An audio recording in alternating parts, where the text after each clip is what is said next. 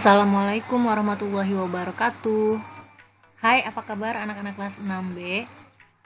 Semoga selalu dalam keadaan sehat walafiat ya. Berjumpa kembali dalam pembelajaran tema 4 globalisasi, subtema 2 globalisasi dan manfaatnya. Kali ini kita akan mempelajari muatan pelajaran IPA KD 3.6 tentang energi listrik. Sebelum kita memulai pembelajaran hari ini, alangkah baiknya jika mari kita sama-sama berdoa kepada Allah, memohon agar diberi kemudahan dalam memahami materi pada hari ini dan diberi kelancaran dalam mengerjakan tugas-tugas yang diberikan oleh ibu guru. Berdoa dipersilahkan. Berdoa selesai.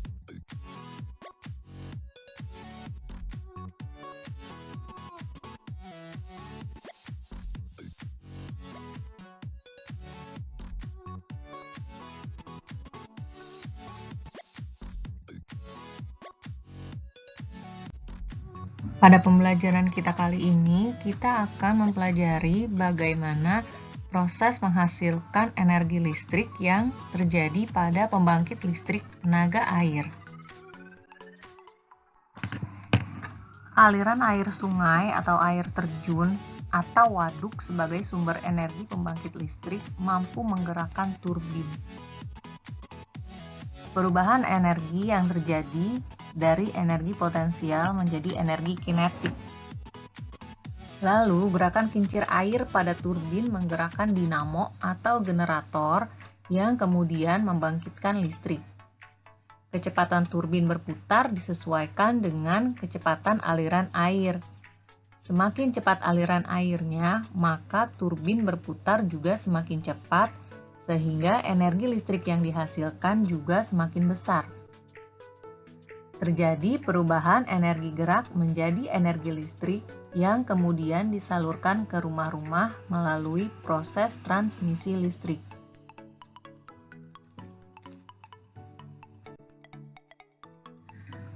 Setelah mengetahui proses terjadinya energi listrik di pembangkit listrik tenaga air, bagaimana proses menyalurkannya sampai ke rumah-rumah kita?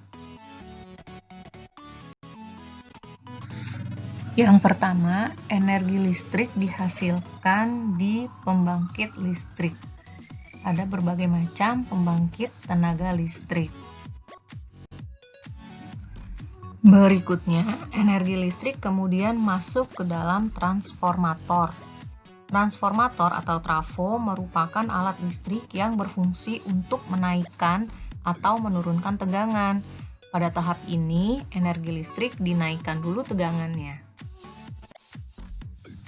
Berikutnya, energi listrik disalurkan terlebih dahulu melalui kabel-kabel besar yang terpasang di menara saluran udara tegangan ekstra tinggi atau SUTEP.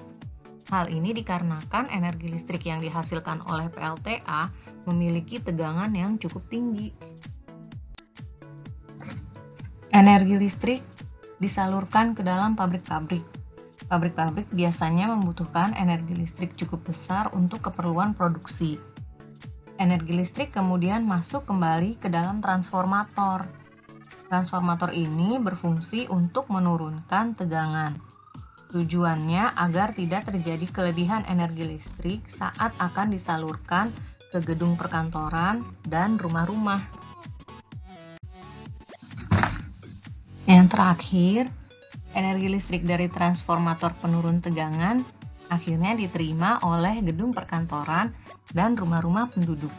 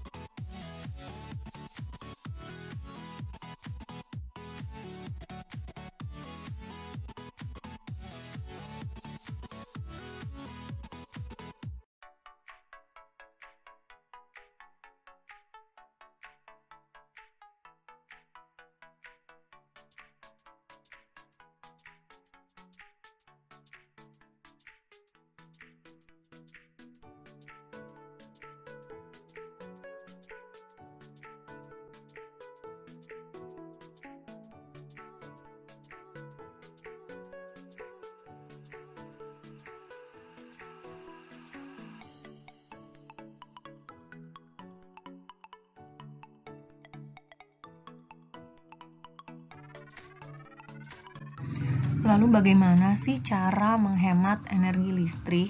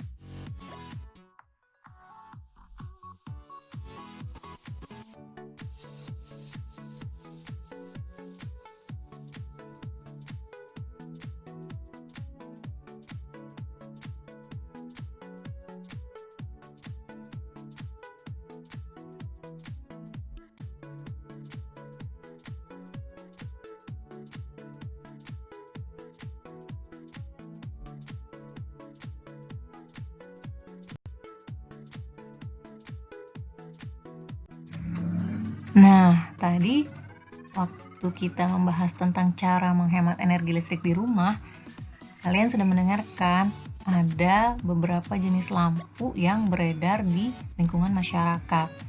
Ada lampu pijar, lampu neon atau CFL, dan lampu LED. Kira-kira apa ya perbedaan dari ketiganya itu?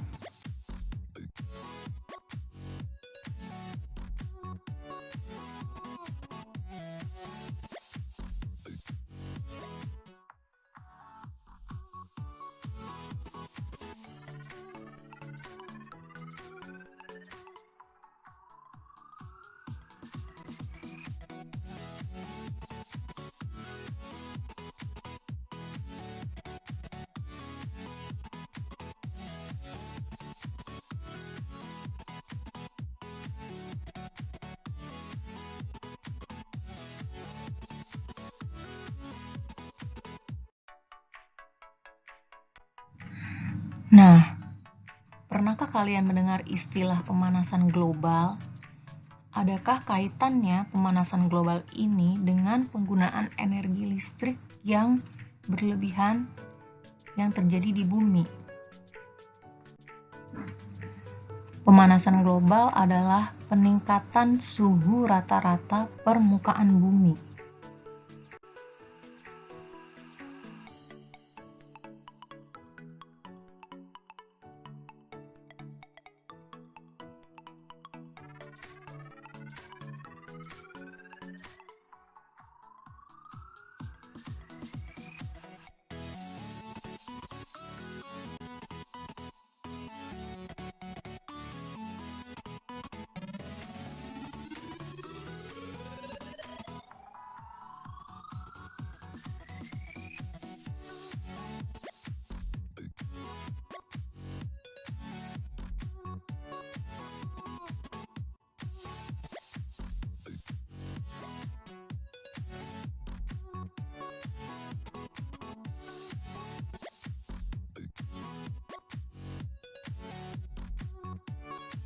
Nah, bagaimana penjelasan Ibu tentang energi listrik yang baru saja kalian simak? Ternyata energi listrik begitu besar manfaatnya, begitu besar juga pengaruhnya, dan begitu besar juga dampaknya bagi bumi dan bagi kita masyarakat dunia. Supaya energi listrik ini tetap ada hingga keturunan anak cucu kita nanti, caranya adalah kita harus berhemat energi listrik. Ayo hemat energi untuk masa depan yang cerah. Semoga pembelajaran kali ini dapat mudah dipahami dan memberikan manfaat bagi anak-anak semuanya. Terima kasih yang sudah menyimak dan mendengarkan. Mohon maaf jika ada kekurangan. Sampai jumpa di pembelajaran kita berikutnya. Wassalamualaikum warahmatullahi wabarakatuh.